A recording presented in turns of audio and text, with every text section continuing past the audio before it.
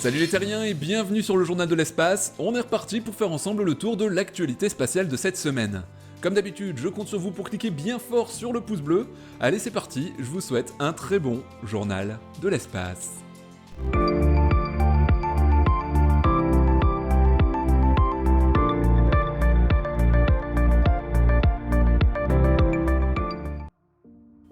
Parlons maintenant de Plato, un télescope révolutionnaire dans la recherche d'exoplanètes. Au gré des avancées scientifiques des 20 dernières années, la perception de l'univers qui nous entoure a beaucoup évolué, notamment depuis la découverte de la première planète extrasolaire en octobre 1995, qui fut l'élément déclencheur d'une formidable quête scientifique dont le résultat est à ce jour la preuve de l'existence d'environ 5000 exoplanètes. Ce nombre peut vous paraître élevé, mais il est en réalité minuscule puisque les astrophysiciens estiment qu'il existerait pas moins de 100 milliards d'exoplanètes rien que dans notre propre galaxie, la Voie lactée. Et oui, si on part à reculons depuis la Terre, on voit ici d'abord notre système solaire, puis toutes les étoiles plus ou moins proches autour de nous, incroyablement nombreuses comme vous pouvez le voir, et tout cet amas d'étoiles, environ 150 milliards, forme alors à plus grande échelle notre galaxie. Les technologies permettant d'affiner les détections de ces fameuses exoplanètes progressent aujourd'hui à pas de géant, et c'est un nouveau télescope ultra spécialisé, prévu pour fin 2026, qui devrait marquer une nouvelle génération de découvertes. Baptisé Plato comme Planetary Transits and Oscillations of Stars, ce projet de l'ESA aura pour but de déterminer si notre système solaire constitue une exception ou si au contraire sa configuration est plutôt répandue dans notre galaxie. Pour cela, il sera optimisé pour la recherche de systèmes planétaires ayant des caractéristiques proches du nôtre, tout en étant capable de mesurer le rayon des planètes détectées avec une précision de 2% et leur masse avec une précision de 5%. Encore plus fort, ces instruments pourront même déterminer l'âge de l'étoile visée avec une marge d'erreur de seulement 5%, ce qui en fait un chasseur d'exoplanètes redoutable, bien supérieur à tout ce qui existe aujourd'hui. Pour réaliser ces prouesses, Plato sera équipé d'une technologie innovante composée de 26 petits télescopes individuels implantés sur le même châssis, et comme l'observatoire James Webb, il est prévu de le placer sur une orbite autour du point de Lagrange L2 du système Soleil-Terre. Les avantages à cela sont nombreux, puisque d'une part il ne suffit que de très peu d'énergie pour garder cette position, d'où une durée de vie allongée, et d'autre part il s'agit d'un environnement stable où la température ne varie que très peu, ce qui facilite la précision des instruments optiques. Vous vous demandez certainement pourquoi Plato comporte 26 télescopes ? Eh bien voici la réponse. Pour avoir de meilleures chances de détecter une exoplanète, il faut scruter des centaines de milliers d'étoiles, et pour cela, le champ d'observation doit être très étendu, de l'ordre de 40 degrés, ce qui est impossible à obtenir avec un seul grand miroir à cause des déformations que cela implique, mais également à cause de l'énorme masse qu'il faudrait envoyer dans l'espace. La solution imaginée par les scientifiques est d'utiliser plusieurs petits télescopes à grand champ et de faire la synthèse de leurs mesures afin d'obtenir une excellente précision. Pour la petite histoire, sachez qu'à l'origine il était prévu une centaine de ces petits télescopes, mais les contraintes budgétaires et techniques ont eu raison de cette architecture un peu trop ambitieuse. Ces 26 petits télescopes vont cependant avoir un impact direct sur la quantité phénoménale de données que la mission va produire, c'est-à-dire près de 4 millions de gigaoctets de données en 4 ans, ce qui est sans commune mesure avec les autres missions. Par exemple, la mission Corotte, lancée en 2006, photographiait un cliché toutes les 516 secondes, alors que Plato sera capable de réaliser la même chose, mais toutes les 25 secondes, et même 2,5 secondes pour 2 des 26 télescopes, qui sont des appareils à pointage rapide. Et oui, la performance est incroyable, ce qui est encore plus flagrant quand on sait qu'une image regroupe à elle seule les données de dizaines de milliers d'étoiles. Compte tenu de la précision du lanceur Ariane 5 et grâce à qui le télescope James Webb a pu doubler sa durée de vie, les concepteurs de Plato espèrent dépasser largement les 4 ans initialement prévus. De plus, le fait de placer ce bijou de technologie au point de Lagrange L2 où, comme je vous le rappelais, l'environnement thermique y est très stable, permet de concevoir un véhicule plus simple, sans refroidissement actif de ses instruments, et par conséquent devrait limiter les pannes. Malgré sa conception moins complexe, il faudra pratiquement 1 an pour étalonner et régler les instruments optiques de Plato, alors que 6 mois sont nécessaires à son homologue James Webb pour atteindre son plein potentiel. Si tout se passe bien, Plato sera un outil très avancé qui, associé au James Webb et aux futurs observatoires terrestres tels que le télescope géant Magellan ou l'ELT, l'Extremely Large Telescope au Chili, va permettre de franchir une nouvelle étape dans la découverte et la caractérisation précise de nouvelles planètes susceptibles d'abriter la vie telle que nous la connaissons sur Terre. Compte tenu de la tâche gigantesque à accomplir, tous ces moyens ne seront bien sûr pas de trop pour espérer enfin trouver une planète jumelle de notre bonne vieille Terre, et par la même occasion de bouleverser nos certitudes.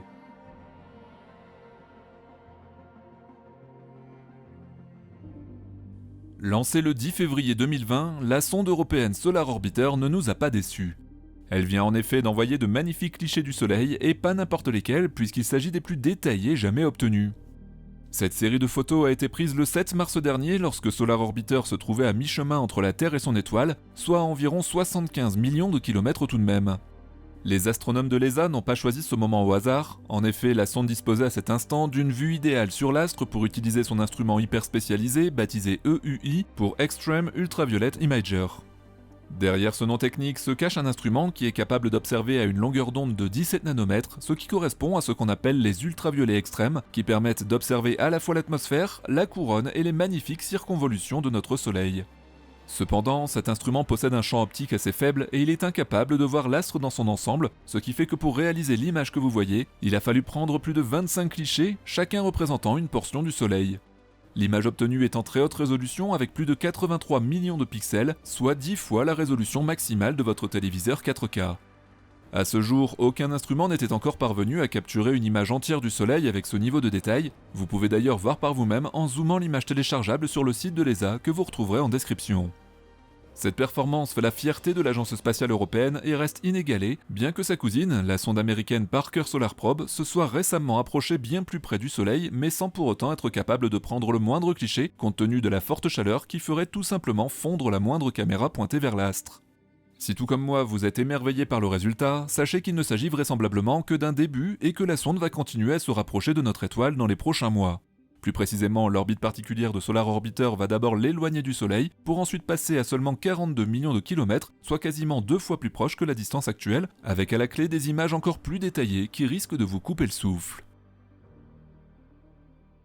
Et c'est parti pour le traditionnel zapping du journal de l'espace.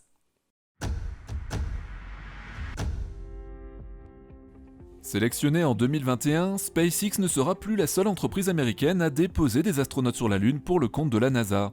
En effet, l'agence spatiale américaine souhaite solliciter un autre industriel pour assurer le transport des équipages entre la station lunaire et la surface. Cet élargissement s'inscrit dans le cadre du programme lunaire Artemis qui prévoit d'optimiser la répartition des tâches entre la NASA et le secteur privé, afin de répondre le plus efficacement possible aux fortes contraintes calendaires imposées par cette fabuleuse aventure. Les exigences de la NASA pour cet atterrisseur sont nombreuses. L'engin devra être capable de s'amarrer à la future station Gateway, de transporter plusieurs personnes en combinaison d'astronautes, mais également du matériel scientifique et logistique. L'enjeu est de taille pour la société qui sera retenue au terme de l'appel d'offres, sachant qu'elle sera sollicitée au-delà de la mission Artemis 3 qui prévoit le premier alunissage depuis Apollo et dont la date est régulièrement repoussée par l'agence américaine. Le but avoué et compréhensible de la NASA est ainsi de sécuriser la mission Artemis 3 dans le cas où la solution de SpaceX ne connaisse des retards importants, et d'autre part de créer une saine émulation entre les deux sociétés et les challenger au maximum. Dans un registre similaire, connaissant les derniers déboires de Boeing dont la capsule Starliner n'a toujours pas réussi à rejoindre l'ISS avec un astronaute à bord, on peut douter du bien fondé de cette stratégie qui, bien que partant d'un bon sentiment, a surtout réussi à mettre en lumière la supériorité technique et la réactivité de SpaceX vis-à-vis de son concurrent direct. Nous sommes donc maintenant tous impatients de connaître le nouveau concurrent de SpaceX pour le programme Artemis. Sur Mars, le petit hélicoptère Ingenuity continue ses exploits et ne cesse d'impressionner les équipes techniques du Jet Propulsion Laboratory, responsables du bon déroulement de sa mission. Arrivé sur la planète rouge le 18 février 2021 en tant que passager du rover Perseverance, sa mission vient d'être rallongée de plusieurs mois jusqu'à septembre 2022. La réussite insolente de ce petit engin est le signe d'une véritable avancée dans le domaine de l'exploration spatiale et ouvre de nouveaux horizons à l'exploration des autres planètes en permettant de franchir des distances beaucoup plus importantes et en s'affranchissant des contraintes au sol. Au fil du temps, Ingenuity a dépassé son statut d'engin expérimental et c'est désormais un fidèle compagnon de route de Perseverance qui, depuis son premier test réussi le 19 avril 2021, a effectué 21 vols, parcourant près de 4,5 km dans le cratère J0, en passant au total près de 38 minutes dans les airs. Et comme rien ne semble l'arrêter, les ingénieurs du JPL ont décidé de mettre à jour son logiciel interne afin de lui permettre de dépasser l'altitude de 15 mètres, de quoi obtenir des images encore plus époustouflantes. Pour rappel et pour celles et ceux qui suivent les aventures d'Ingenuity de plus loin, il faut savoir que la mission initiale du drone était relativement modeste, à savoir tester le fonctionnement d'un aéronef sur une autre planète en effectuant un seul vol test afin de valider la faisabilité du concept. Que de chemin parcouru depuis.